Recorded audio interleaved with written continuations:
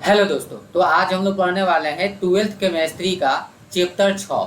ठीक है, पार्ट 6 है हम लोग का तत्वों का निष्कर्षण। तो इस चैप्टर का आज हम लोग कंप्लीट ऑब्जेक्टिव पढ़ेंगे, जो इस वर्ष के एग्जाम के लिए बहुत ही इम्पोर्टेंट है।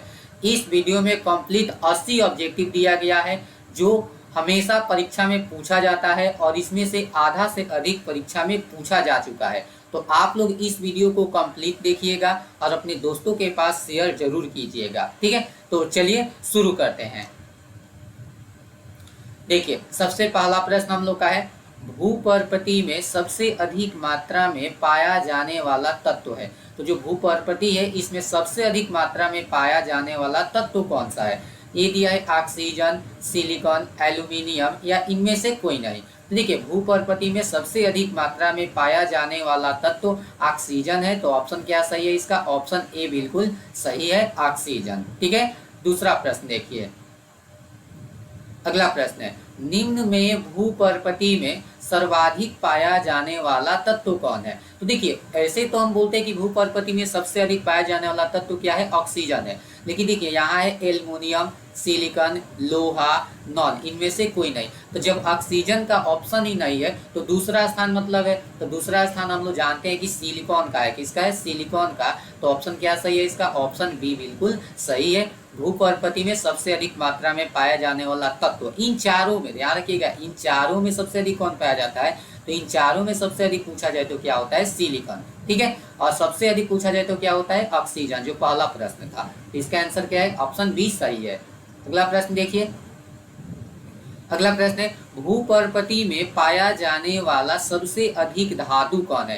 यानी भूपर्पति में पाया जाने वाला सबसे अधिक धातु, सबसे अधिक पाया जाने वाला धातु, ऑप्शन दिया है एल्युमिनियम है, लोहा है, सिलिकॉन है या ऑक्सीजन है। यह प्रश्न बिहार बोर्ड में बहुत बार पूछा गया है। तो ध्यान दीजिए, धातु पूछा है तो पहले तो सिलिकॉन ऐसा ही नहीं होगा, ऑक्सीजन भी ऐसा ही नहीं होगा, या तो एल्युमिनियम होगा या तो लोहा होगा।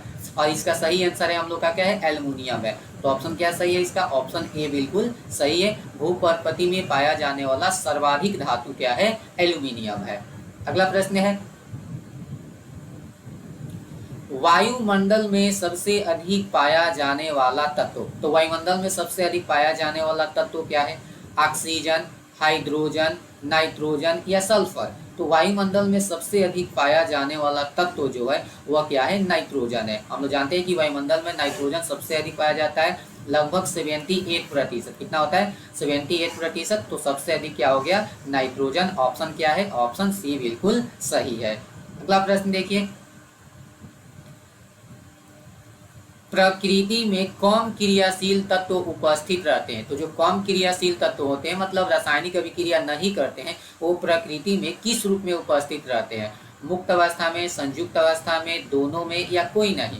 तो सिंपल सोचिए ना कि क्रियाशील कम है यानी क्रियाशील नहीं है, तो वह क्रियाशील नहीं है तो क्या होंगे? मुक्त अवस्था में पाए जाएंगे। तो ऑप्शन क्या हो जाएगा? ऑप्शन ए बिल्कुल सही है, मुक्त अवस्था में। ठीक है, अगला प्रश्न देखिए। अगला प्रश्न है, तत्वों का कौन सा समूह मुक्त अवस्था में पाया जाता है? ठीक है, तो देखिए, यहाँ तत्वों का कुछ समूह दिया है, इसमें तत्व है जो मुक्त अवस्था में पाए जाते हैं। जैसे दिया है लोहा, सोना, तीन, या और ये क्या है? सोना है, प्लेटिनम है और सोडियम है, या सोना है, प्लेटिनम है, नियॉन है, या इनमें से कोई नहीं। तो कौन सा ऐसा तत्वों का समूह है जो मुक्त अवस्था में पाया जाता है? तो हम लोग जानते हैं कि सोना और प्लेटिनम, सोना, प्लेटिनम और नियॉन। देखिए, ऑप्शन सी जो हो जाएगा, ऑप्शन सी, सोना, प्लेटिनम और नियॉन लगभग निष्क्रिय होते हैं, बहुत कम क्रियाशील होते हैं। ठीक है, और हीलियम तो निष्क्रिय ही होता है। तो ये तत्व जो होते हैं ये प्रकृति में मुक्त अवस्था में पाए जाते हैं। तो ऑप्शन क्या सही है? ऑप्शन सी सही है। अगला प्रश्न देखिए। अगला प्रश्न है, निम्न में कौन मुक्त तथा संयुक्त दोनों अवस्था में पाया जाता है? तो कुछ ऐसा तत्व होता है, धातु होता है, जो मुक्त अवस्था में भी पाया जाता है और संयुक्त अवस्था में भी। जैसे दिया है सोना, कॉपर, सोडियम, एल्यूमिनियम। तो कौन सा सही होगा इसका? तो हम लोग पढ़े थे चैप्टर में कि जो कॉपर होता है, कॉपर ये मुक्त अवस्था में भी पाया जाता है और संयुक्त अवस्था में भी पाया जाता है। तो ऑप्शन क्या सही है? ऑप्शन बी सही है, कॉपर। अगला प्रश्न देखते हैं। अगला प्रश्न है कि वह पदार्थ जिसमें धातु अशुद्धियों के साथ उपस्थित रहता है कहलाता है। तो उस पदार्थ को क्या कहते हैं जिसमें धातु होता है लेकिन धातु के साथ साथ क्या होता है? अशुद्धि भी होता है। दिया है अयस्क कहते हैं, खनिज कहते हैं, गैंग कहते हैं या स्लैग कहते हैं। तो वह पदार्थ जिसमें धातु अशुद्धि के साथ उपस्थित होता है उसे हम लोग क्या बोल देते हैं, खनिज बोलते हैं। क्या बोलते हैं, खनिज। तो ऑप्शन क्या सही है, ऑप्शन बी बिल्कुल सही है, खनिज। अगला प्रश्न देखिए, प्रकृति में क्षारीय धातु उपस्थित रहते हैं। तो जो प्रकृति में क्षारीय धातु होते हैं, क्षारीय धातु पढ़े थे, क्या होता है, सोडियम वाला, सोडियम, ठीक है। तो क्षारीय धातु, इस प्रकार के धातु जो होते हैं प्रकृति में कैसे उपस्थित रहते हैं। दिया है कि मुक्त अवस्था में, संयुक्त अवस्था में, दोनों में या इनमें से कोई नहीं। तो हम लोग क्षारीय धातु पढ़े थे तो बताए थे कि क्षारीय धातु बहुत अधिक क्रियाशील होते हैं। क्या होते हैं, बहुत अधिक क्रियाशील होते हैं। और अभी पढ़े कि जो धातु क्रियाशील होगा, जो तत्व क्रियाशील होता है, वो कभी भी मुक्त अवस्था में नहीं पाया जाता है। तो हमेशा एक दूसरे से जुड़ कर पाए जाते हैं, यानी संयुक्त अवस्था में पाए जाते हैं। तो ऑप्शन क्या सही है, ऑप्शन बी बिल्कुल सही है, संयुक्त अवस्था में, ठीक है। अगला प्रश्न देखिए, अगला प्रश्न है, निम्न में, या में हो जाएगा, निम्न में सीना बार का सूत्र है। निम्न में सीना बार का सूत्र कौन सा है। तो देखिए, ए दिया है HGS, बी दिया है PbS, सी दिया है AgCl और H2S दिया है। तो सीना बार क्या होता है, सीना बार, तो सीना बार का इसमें देखिए सूत्र होता है HGS। क्या होता है, HGS। तो ऑप्शन क्या हो जाएगा, ऑप्शन ए। और सीना बार किसका अयस्क है, तो ध्यान रखिएगा मरकरी का अयस्क है, Hg का, ठीक है। तो आंसर क्या था, ए। अगला प्रश्न देखिए क्या है, बॉक्साइट किसका अयस्क है। तो बॉक्साइट जो हम लोग यूज करते हैं, बॉक्साइट, वो किसका अयस्क है। ए दिया है जिंक का, बी दिया है कॉपर का, सी दिया है सिल्वर का और डी दिया है एल्युमिनियम का। तो देखिए, बॉक्साइट जो होता है, ये बॉक्साइट एल्युमिनियम का अयस्क होता है। किसका अयस्क होता है, एल्युमिनियम का। तो ऑप्शन क्या सही है, ऑप्शन डी बिल्कुल सही है, एल्युमिनियम का। अगला प्रश्न क्या है, अगला प्रश्न है, निम्न में गैलेना किसका अयस्क है। तो गैलेना का फॉर्मूला हम लोग पढ़े होंगे, क्या होता है, PbS। क्या होता है, PbS। अगर फॉर्मूला सही देख लें, पहले तो ऑप्शन देख लीजिए, लोहा का, एल्युमिनियम का, सीसा Pb या मरकरी Hg का।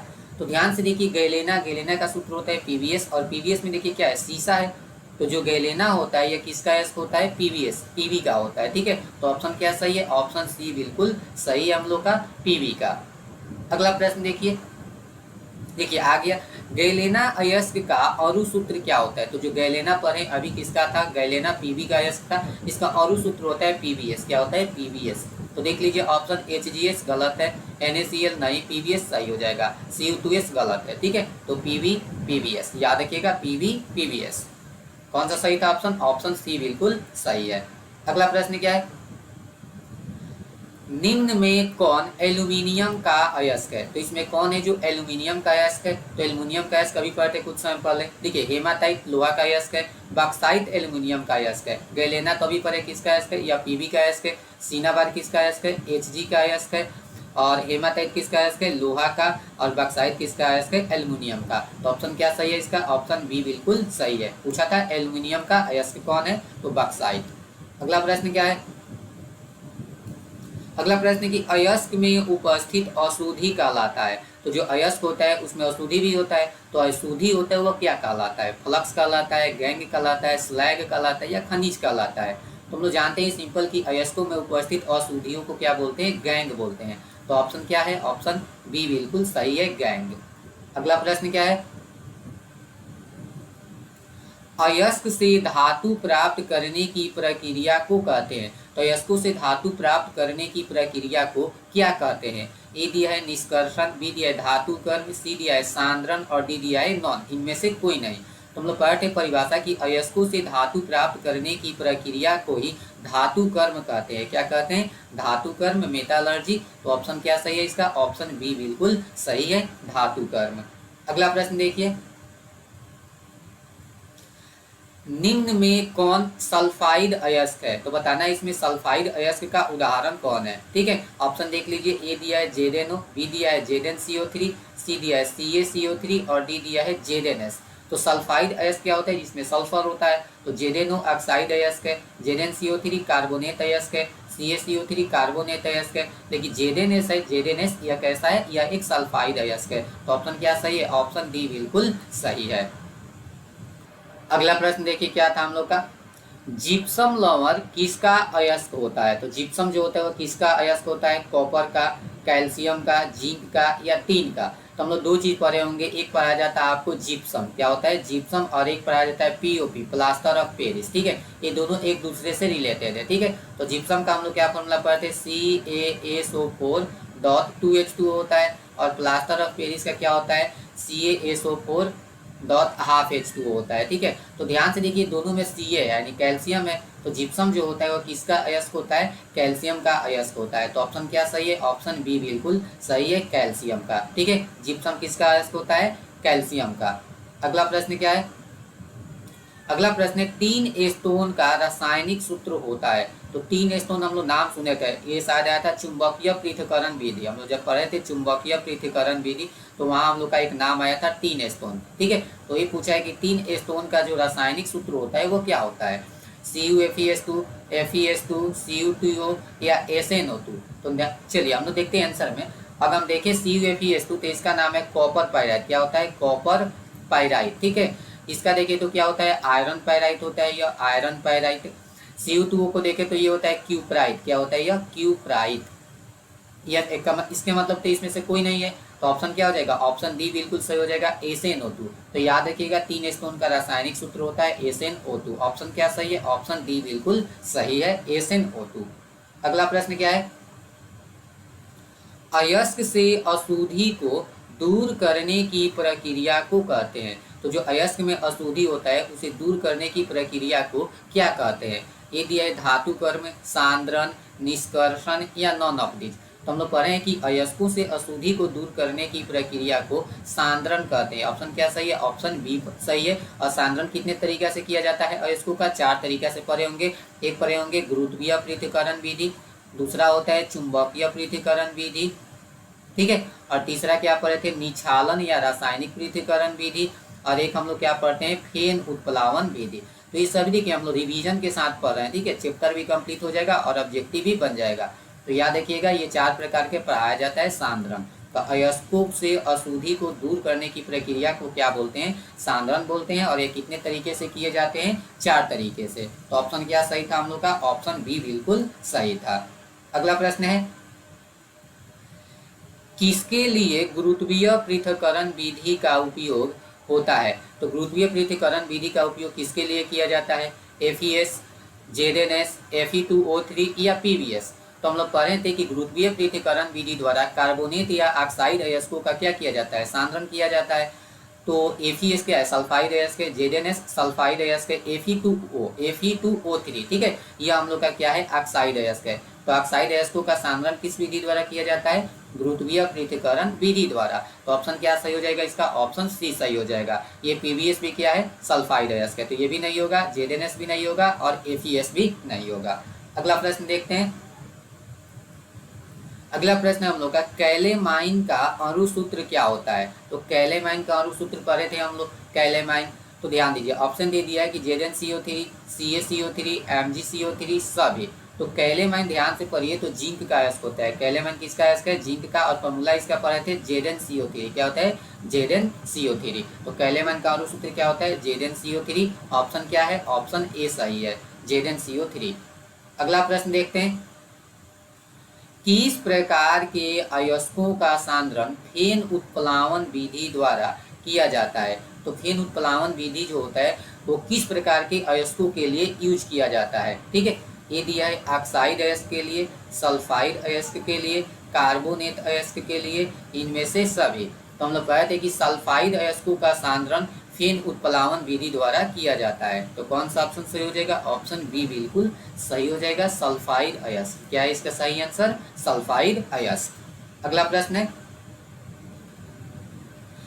किसका फेन उत्प्लावन विधि द्वारा सांद्रण किया जाता है। वही प्रश्न है, उसको विपरीत कर दिया है, इसमें कौन सा ऐसा अयस्क है जिसका सांद्रण फेन उत्प्लावन विधि द्वारा किया जाता है। तो देखिए यहाँ दे SnO2, यहाँ दे Fe2O3, ZnS, Al2O3। तो इसको हम लोग ट्रिक से ही याद कर सकते हैं कि सल्फाइड अयस्क होगा उसी का सांद्रण केवल फेन उत्प्लावन विधि द्वारा किया जाता है। मतलब ये तो ऑक्साइड अयस्क है, ये नहीं होगा, ये भी ऑक्साइड अयस्क है, ये भी नहीं होगा। देखिए ZnS ये सल्फाइड अयस्क है, तो ऑप्शन क्या सही हो जाएगा, ऑप्शन सी सही हो जाएगा, ZnS, ठीक है। Al2O3 भी क्या है, ऑक्साइड अयस्क है, तो ये भी नहीं होगा।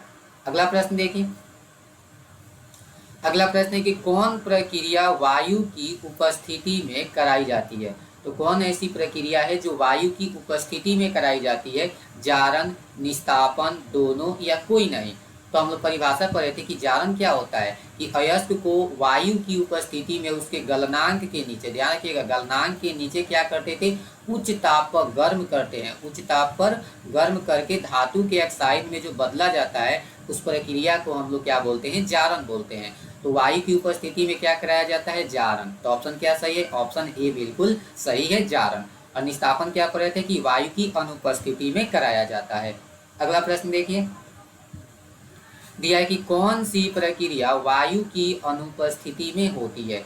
दिया है जारण, निस्तापन, दोनों या कोई नहीं। तो अभी तो पढ़े कि जारण जो होता है यह वायु की उपस्थिति में होता है। जारण क्या होता है, वायु की उपस्थिति में कराया जाता है। लेकिन निस्तापन जो होता है यह वायु की अनुपस्थिति में होता है। ठीक है, यहाँ वायु की जरूरत नहीं पड़ती है, तो इसी प्रक्रिया को हम लोग क्या बोलते हैं, निस्तापन। अच्छा, इस दोनों विधि द्वारा क्या किया जाता है, धातु के ऑक्साइड में परिवर्तन। ध्यान रखिएगा, धातु के ऑक्साइड में परिवर्तन किया जाता है। ठीक है, तो ध्यान रखिए।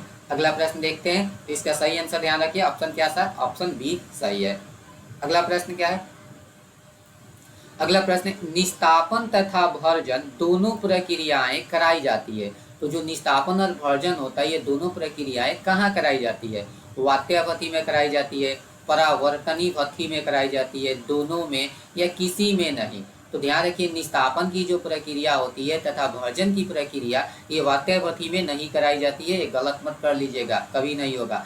परावर्तनी भट्ठी में कराई जाती है। ठीक है, तो ऑप्शन क्या सही है इसका, ऑप्शन बी सही है, परावर्तनी भट्ठी। अगला प्रश्न देखिए, अगला प्रश्न है, फेन उत्प्लावन विधि में वसा अम्ल कार्य करता है। तो हम लोग पढ़े थे कि फेन उत्प्लावन विधि में बाहर से क्या किया जाता है, कुछ अम्ल का मात्रा मिला दिया जाता है, कुछ ऑयल मिला दिया जाता है। तो ही पूछा है कि जो वसा अम्ल होता है वो किसका कार्य करता है, स्टेबलाइजर का कार्य करता है, स्लैग का कार्य करता है, कोलेक्टर का कार्य करता है या फ्लक्स का कार्य करता है। तो ध्यान रखिए, फेन उत्प्लावन विधि में जो बाहर से कुछ वसा अम्ल मिलाया जाता है वो कोलेक्टर का कार्य करता है। किसका कार्य करता है, कोलेक्टर का कार्य करता है। तो ऑप्शन क्या सही है, ऑप्शन सी बिल्कुल सही है। तो इस प्रश्न का सही आंसर है ऑप्शन सी।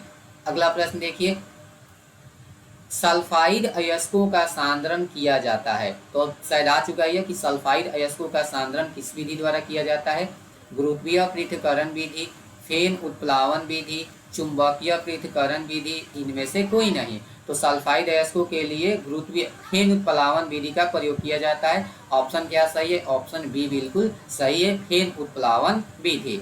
अगला प्रश्न देखते हैं, जिंक ब्लेड का अणुसूत्र क्या होता है। तो जिंक ब्लेड का अणुसूत्र क्या होता है, FeS, FeS2, CuFeS2, ZnS। तो ध्यान देखिए, इसमें तो लोहा है तो ये तो आयरन का अयस्क हो जाएगा, तो ये जिंक ब्लेड होगा नहीं।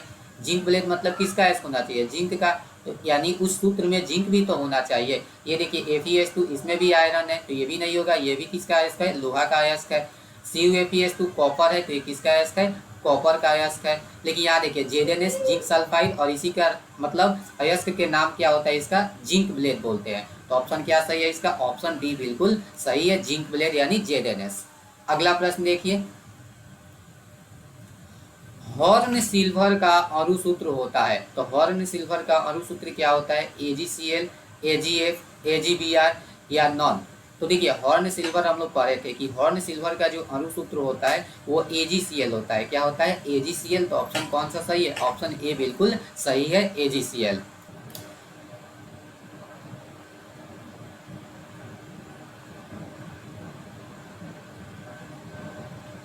अगला प्रश्न हम लोग का है, कॉपर पाइराइट का अणुसूत्र क्या होता है। तो कॉपर पाइराइट का अणुसूत्र क्या होता है, Cu2S होता है, Cu2O होता है, CuFeS2 होता है या CuSO4 होता है।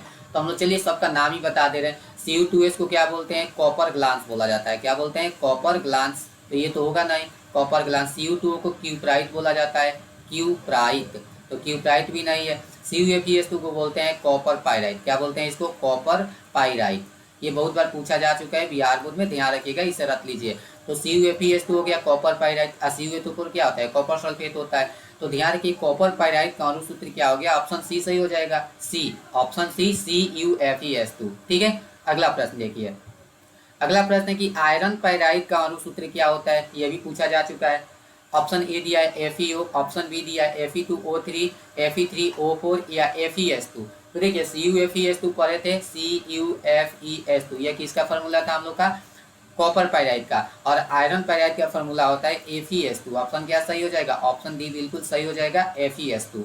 अगला प्रश्न क्या है, अगला प्रश्न है निम्न में कौन लोहा का प्रमुख अयस्क है। तो लोहा का प्रमुख अयस्क क्या होता है, हेमाटाइट, मैग्नेटाइट, लिमोनाइट या इनमें से सभी। तो हम लोग पढ़े थे कि लोहा का 3 अयस्क होता है, हेमाटाइट, मैग्नेटाइट, लिमोनाइट, और तीनों प्रमुख होते हैं। तो ध्यान रखिएगा जब भी ये तीनों दे दे और इनमें से सभी ऑप्शन दे दे ना, तो क्या मारिएगा आप लोग, ऑप्शन डी मार कर चले आइएगा, ठीक है, वही सही होगा। हेमाटाइट देखिए अगर ये तीनों ना दे, इनमें से सभी नहीं दे, तो हम लोग क्या मार सकते हैं, हेमाटाइट। प्रमुख तो होता है हेमाटाइट, लेकिन इनमें से सभी दिया है तो हम इनमें से सभी को ही टिक लगाएंगे। तो ऑप्शन क्या सही हो जाएगा, ऑप्शन डी बिल्कुल सही हो जाएगा। अगला प्रश्न देखिए, अगला प्रश्न है FeO SiO2 से अभिक्रिया करके क्या बनाता है। तो हम लोग रिएक्शन पढ़े थे कि FeO जो होता है वो SiO2 के साथ अभिक्रिया करता है सिलिका, इससे क्या बनाता है, FeSiO3 आयरन सिलिकेट बनाता है, और ये किसका काम करता है, स्लैग का काम करता है। तो FeS2 नहीं बनाता है, FeSiO2 नहीं बनाता है, FeSiO3 बनाता है, ध्यान रखिएगा। तो ऑप्शन क्या सही है, ऑप्शन सी बिल्कुल सही है, FeSiO3। अगला प्रश्न देखिए, CaO SiO2 से अभिक्रिया करके बनाता है। तो CaO जो होता है, CaO या SiO2 के साथ अभिक्रिया करके क्या बनाता है, तो ये भी पढ़े थे क्या बनाता है, CaSiO3 कैल्शियम सिलिकेट बनाता है। तो CaCO3 नहीं बनाता है, CaO गलत है, CaSiO3 ऑप्शन सी बिल्कुल सही है, CaSiO3। अगला प्रश्न क्या है, निम्न में किसे हरा कसीम कहा जाता है। ये सब प्रश्न बहुत ज़्यादा पूछा जाता है कि हरा कसीम किसे कहा जाता है। ए दिया है CuSO4.5H2O या FeSO4.7H2O, CaSO4.2H2O या नॉन, इनमें से कोई नहीं। तो देखिए हरा कसीम इसी को बोलते हैं इंग्लिश में ब्लू विथ्रॉल, ठीक है। तो ध्यान रखिएगा कि FeSO4.7H2O को हरा कसीम कहा जाता है। तो ऑप्शन क्या सही है, ऑप्शन बी सही है, FeSO4.7H2O, इसी को हम लोग क्या बोलते हैं, हरा कसीम। अगला प्रश्न देखिए,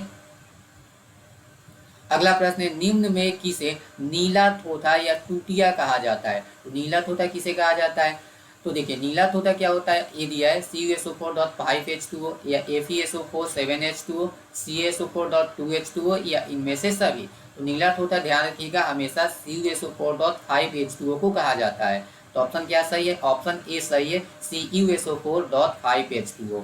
अगला प्रश्न क्या है, निम्न में किसे उजला थोथा कहा जाता है। तो उजला थोथा किसे कहा जाता है, ये दिया है CuSO4.5H2O, FeSO4.7H2O, CaSO4.2H2O या ZnSO4। तो याद रखिएगा कि उजला थोथा ZnSO4 को कहा जाता है, किसको कहा जाता है, ZnSO4, यानी ऑप्शन क्या सही है, ऑप्शन डी बिल्कुल सही है।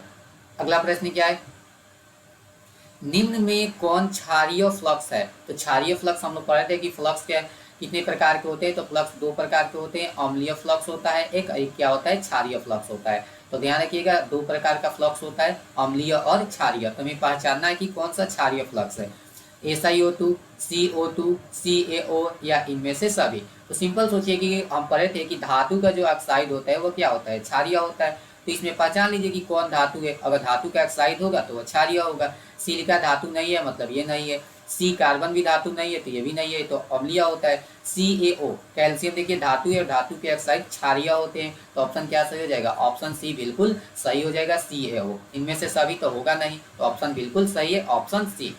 अगला प्रश्न देखिए, अगला प्रश्न है निम्न में कौन अम्लीय फ्लक्स है। तो जैसे अभी पढ़े थे क्षारीय फ्लक्स, वैसे ही पूछा है कि कौन अम्लीय फ्लक्स है। तो अम्लीय फ्लक्स यानी क्या होना चाहिए, अधातु का ऑक्साइड होना चाहिए, क्योंकि पढ़े थे कि अधातु का ऑक्साइड क्या होता है, अम्लीय होता है। तो इसमें हम लोग अधातु के ऑक्साइड पहचान लेंगे, SiO2, MgO, CaO इनमें से सभी। तो देखिए MgO तो धातु है, तो धातु के ऑक्साइड है, ये भी नहीं होगा। कैल्शियम ये भी नहीं होगा, ये तो होगा ही नहीं। तो ऑप्शन क्या हो जाएगा, SiO2। ऐसे तो सिलिकॉन उपधातु होता है, ठीक है। तो SiO2 जो होता है यह क्या होता है, अम्लीय होता है, ठीक है, अम्लीय फ्लक्स होता है।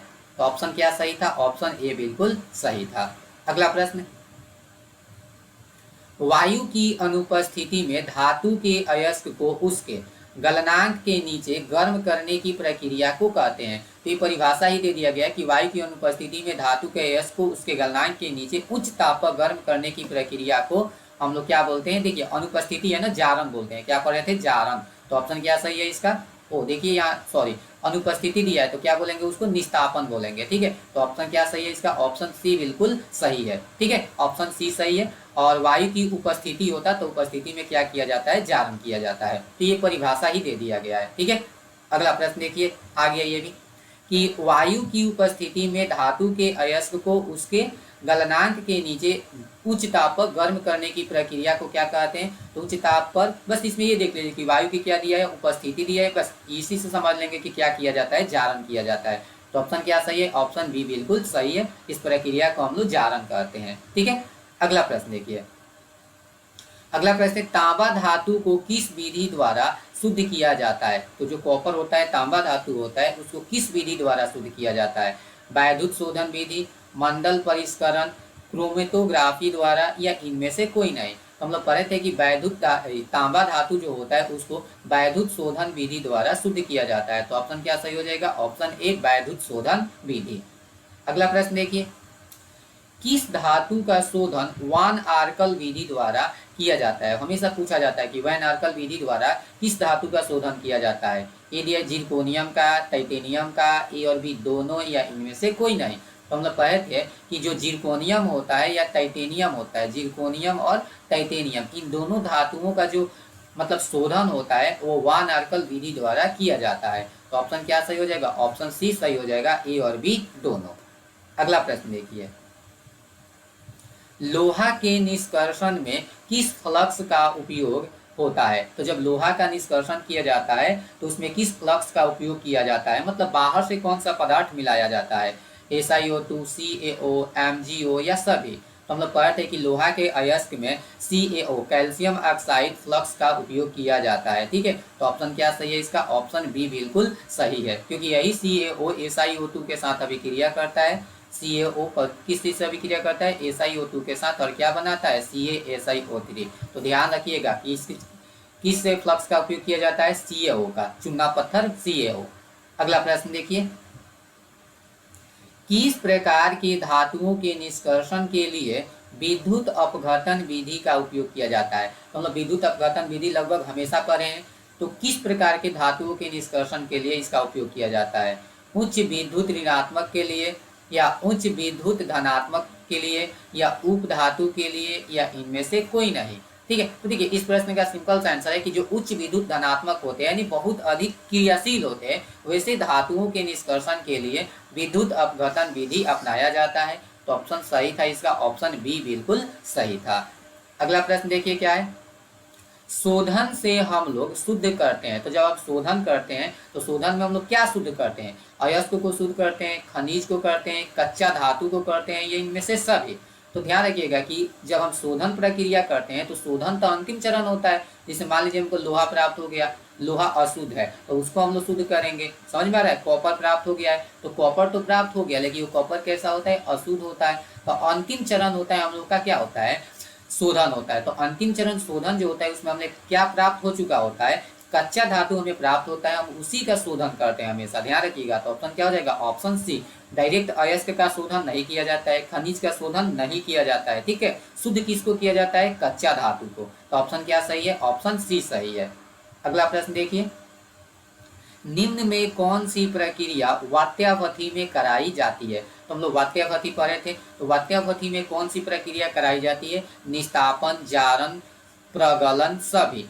तो देखिए एक ऑब्जेक्टिव इसमें आया था कि परावर्तनी जो भट्ठी होती है उसमें क्या कराया जाता है? निस्तापन कराया जाता है और जारण कराया जाता है। तो ये तो ऑप्शन नहीं होगा दोनों, और इनमें से सभी तो ऑप्शन होगा नहीं जब ये दोनों नहीं होगा। तो ऑप्शन क्या सही है? ऑप्शन सी बिल्कुल सही है। ध्यान रखिएगा प्रगलन जो होता है यह वात्यावधि में कराई जाती है। ऑप्शन क्या सही है? ऑप्शन सी सही है। अगला प्रश्न देखिए, निम्न में हमें किस प्रक्रम में शुद्धतम धातु प्राप्त होता है? यानी किस प्रक्रम के दौरान हमें शुद्धतम धातु प्राप्त होता है?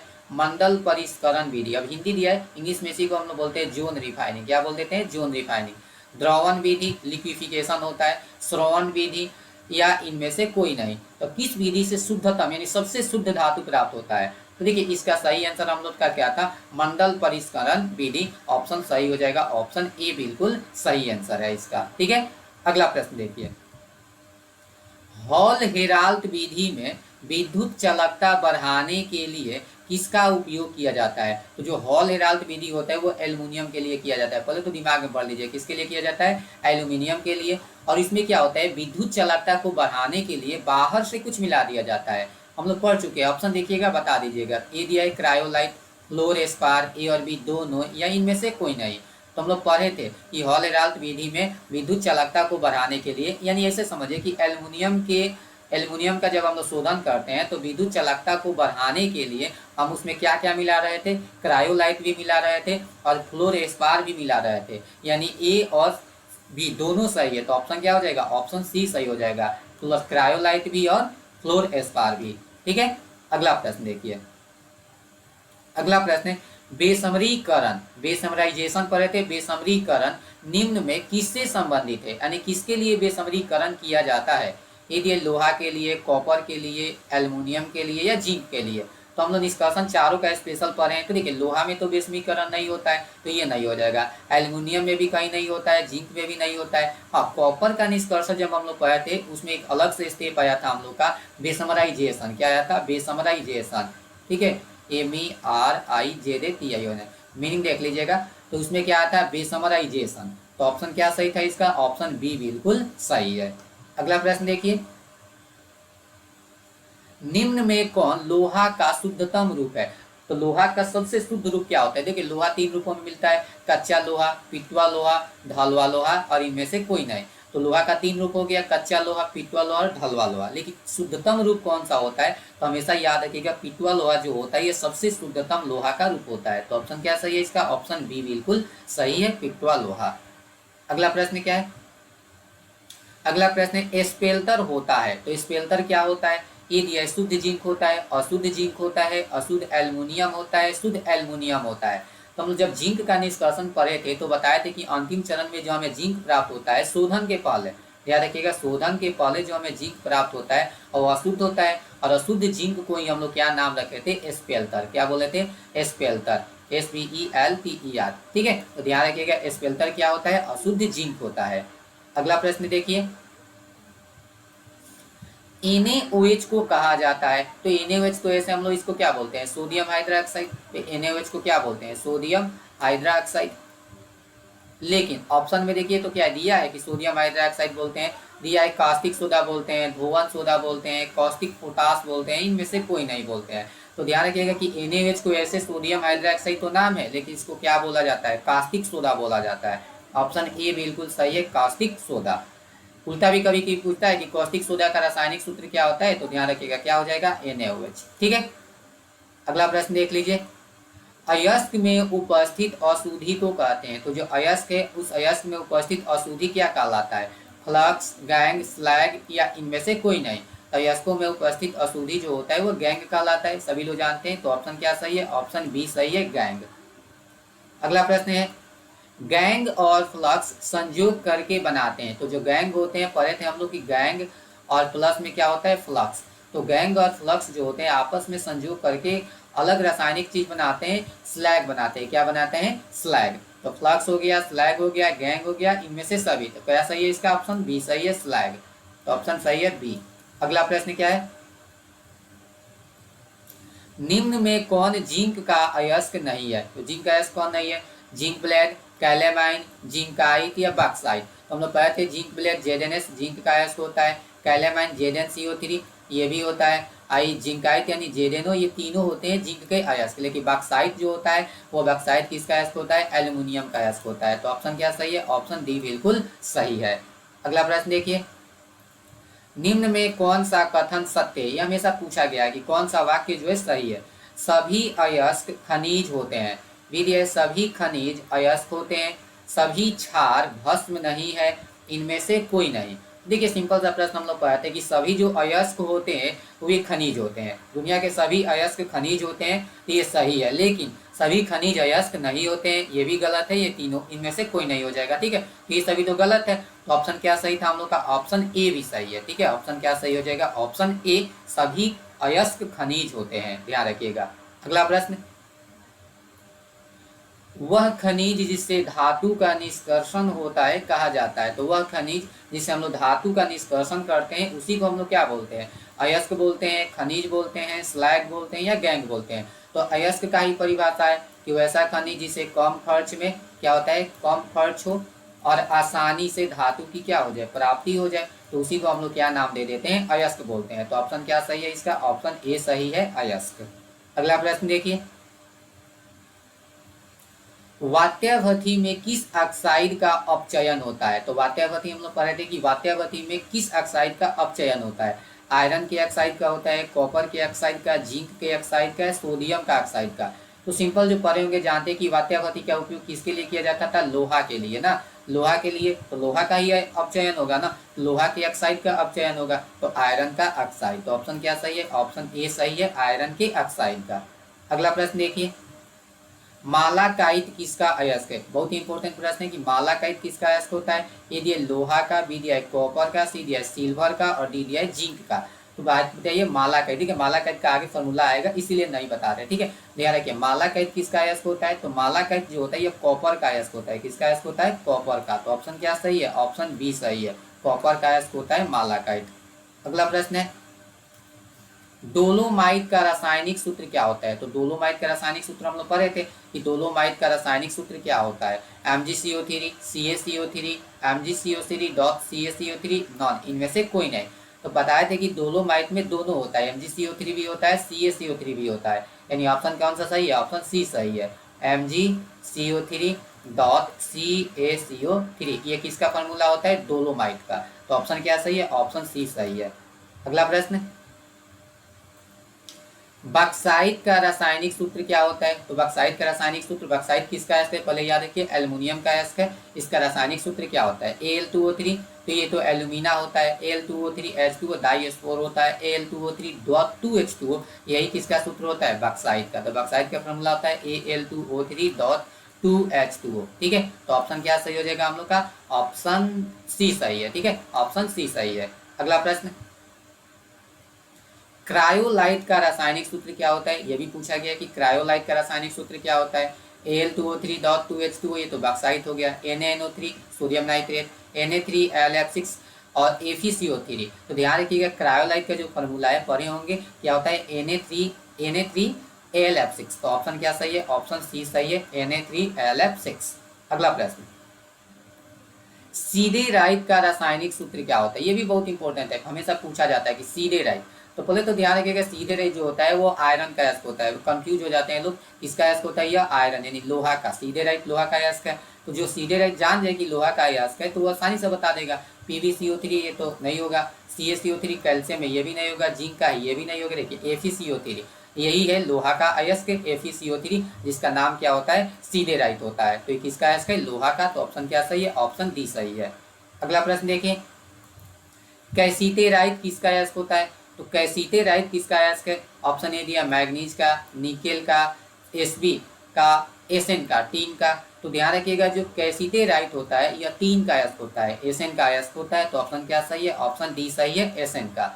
अगला प्रश्न, निम्न में कौन कुरंदम का सूत्र होता है। तो कुरंदम का सूत्र क्या होता है, SrO2 Al2O3 CaCl2 Cu2Cl2। तो अगर कोई जान जाए कि कुरंदम किससे रिलेटेड होता है, एल्युमिनियम से रिलेटेड होता है, तो ऑप्शन से देख के बता देगा इसमें एल्युमिनियम नहीं है, ये नहीं होगा। देखिए एल्युमिनियम इसी में है तो यही सही हो जाएगा, इसमें है नहीं तो ये भी नहीं होगा, ये भी नहीं होगा। तो ऑप्शन क्या सही हो जाएगा, ऑप्शन बी सही हो जाएगा, ठीक है। आप लोग ऑप्शन को देख कर ही आंसर बता सकते हैं, बस दिमाग में होना चाहिए। तो Al2O3 जो होता है ये किसका है, इसको क्या है, कुरंदम है, इसी को हम लोग कुरंदम बोलते हैं।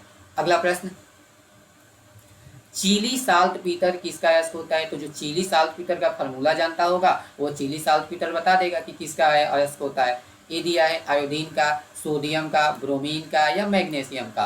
तो ध्यान रखिएगा जो चिली साल्ट पीटर होता है ये सोडियम का अयस्क होता है। किसका अयस्क होता है, सोडियम का। तो ऑप्शन क्या सही है, ऑप्शन बी बिल्कुल सही है।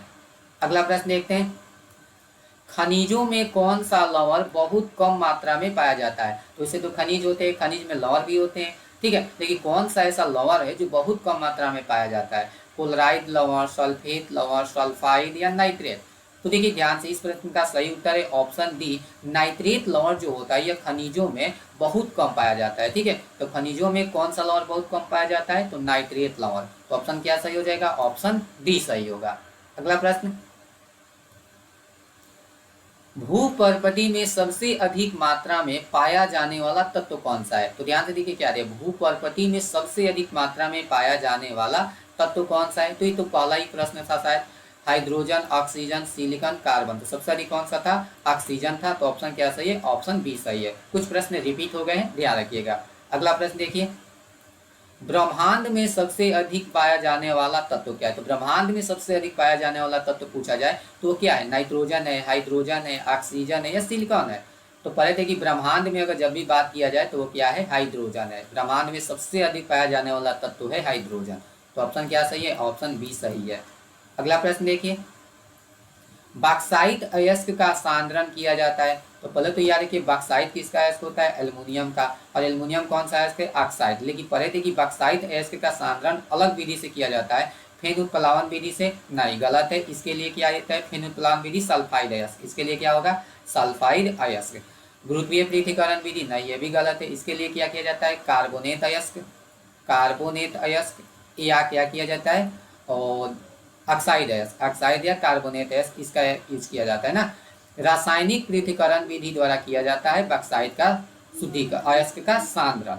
तो ऑप्शन क्या सही है इसका, ऑप्शन सी बिल्कुल सही है, रासायनिक पृथक्करण विधि। और इसी को हम लोग क्या बोल देते थे, निक्षालन विधि। इसी को क्या बोले थे, निक्षालन। ठीक है, गुरुत्वीय चुंबकीय पृथक्करण विधि, ये भी गलत है। तो ऑप्शन क्या सही था, ऑप्शन सी सही था हम लोग का। ठीक है, अगला प्रश्न, साइनाइड प्रक्रम में किसका निष्कर्षण होता है। तो साइनाइड प्रक्रम से किसका निष्कर्षण किया जाता है, ए सोना का, ए जी सिल्वर का, ए और बी दोनों का, या कॉपर का।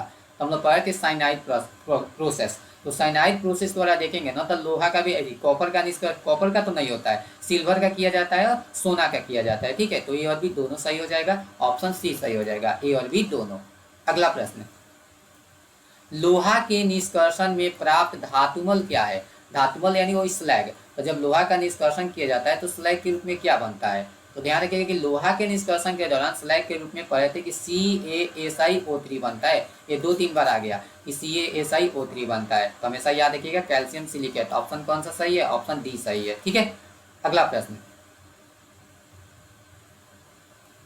मैट का संगठन क्या होता है। मैट यानी हम लोग पाए थे, कभी कभी बोल देते हैं इसको माट। मैट का संगठन क्या होता है, यानी क्या होता है, Cu2S या FeS होता है, Cu2S या Fe2S3 होता है, Fe होता है या Cu2S होता है। तो जब हम लोग कॉपर का निष्कर्षण पढ़े थे तो उसमें आया था हम लोग का मैट। मैट का संगठन क्या होता है, तो उसमें पाया गया था कि Cu2S और FeS2 का जो मिश्रण प्राप्त होता है FeS, इसी मिश्रण को हम लोग क्या बोल देते थे, मैट बोल देते थे, MATTE, मैट बोलते थे। ठीक है, तो ऑप्शन क्या सही है इसका, ऑप्शन बी बिल्कुल, ऑप्शन बी नहीं, ऑप्शन क्या सही है, ऑप्शन ए बिल्कुल सही है। ठीक है, अगला प्रश्न देखिए, विद्युत अपघटन द्वारा कौन सी धातु प्राप्त नहीं की जा सकती है। तो विद्युत अपघटन प्रक्रिया द्वारा कौन सी धातु प्राप्त नहीं की जा सकती है। ए दिया है कॉपर, मैग्नीशियम, क्रोमियम या निकेल। तो हम लोग पढ़े थे कि विद्युत अपघटन विधि द्वारा हम लोग क्रोमियम धातु को नहीं प्राप्त कर सकते हैं। तो ऑप्शन क्या सही हो जाएगा इसका, ऑप्शन सी हो जाएगा सही, क्रोमियम। अगला प्रश्न क्या है, किस धातु के धातु कर्म में एल्यूमिनोथर्मिक विधि का उपयोग किया जाता है। तो एल्यूमिनोथर्मिक विधि का उपयोग किस धातु में किया जाएगा। तो ये तो नाम से ही बुझा रहा है कि एल्यूमिनोथर्मिक मतलब इसमें क्या होना चाहिए, एल्यूमिनियम होना चाहिए। शीशा होगा नहीं, सिल्वर होगा नहीं, एल्यूमिनियम ही सही हो जाएगा। तो ऑप्शन क्या सही हो जाएगा, ऑप्शन सी बिल्कुल सही हो जाएगा, एल्यूमिनियम। अगला प्रश्न, वात्यावधि में आयरन ऑक्साइड, हाँ, वात्यावधि में आयरन ऑक्साइड का अपचयन किसके द्वारा होता है। तो पता है कि वात्यावधि में, जो वात्यावधि में आयरन ऑक्साइड यानी लोहा का ऑक्साइड होता है, उसका जो अवकरण होता है वो किसके द्वारा होता है, सिलिका के द्वारा होता है, CO के द्वारा होता है, कार्बन द्वारा होता है या चूना पत्थर द्वारा होता है। तो पहले थे जो जानते होंगे कि CO के द्वारा होता है, किसके द्वारा आता है, CO, FeO। आयरन का जो ऑक्साइड होता है वो CO से क्या हो जाता है, अवकृत हो जाता है, क्या बनाता है, Fe बना लेता है, मतलब लोहा में अवकृत हो जाता है। तो ऑप्शन कौन सा सही हो जाएगा, ऑप्शन बी सही हो जाएगा, CO द्वारा, कार्बन मोनोऑक्साइड द्वारा। अगला प्रश्न और अंतिम प्रश्न देखिए, इस चैप्टर का यह अंतिम प्रश्न है। इसमें केवल 80 प्रश्न पढ़े हम लोग, 80 प्रश्न बहुत बहुत इंपॉर्टेंट है, इससे बाहर कभी नहीं पूछेगा। तो आप लोग इस सभी प्रश्नों को अच्छे तरीका से लिख कर याद कर लीजिएगा, ठीक है। तो देखिए प्रश्न है कि निकेल का शोधन किया जाता है, जो निकेल होता है इसका शोधन किस विधि द्वारा किया जाता है? वान आर्कल विधि द्वारा, मॉन्ड प्रोसेस द्वारा, साइनाइड प्रक्रम द्वारा, इनमें से कोई नहीं। तो अभी हम लोग पढ़ रहे थे भाई कि वान आर्कल विधि जो था ये जिरकोनियम और किसके लिए आया था? टाइटेनियम के लिए आया था। मॉन्ड प्रोसेस द्वारा निकेल का किया जाता है, तो ऑप्शन क्या है? ऑप्शन बी सही हो जाएगा। देखिए ये भी जान लीजिए साइनाइड प्रोसेस किसके लिए पढ़े थे? एजी और एयू के लिए। तो खत्म हो गया, इनमें से कोई नहीं होगा। तो जिरकोनियम टाइटेनियम क्या होता है? वान आर्कल विधि। निकेल के लिए क्या यूज होता है? मॉन्ड प्रोसेस। एजी एयू के लिए क्या यूज होता है? Cyanide process. तो इस प्रकार ये चैप्टर क्या हो गया? कंप्लीट हो गया। आप लोग इसे देख कर अच्छे तरीके से लिख लीजिएगा।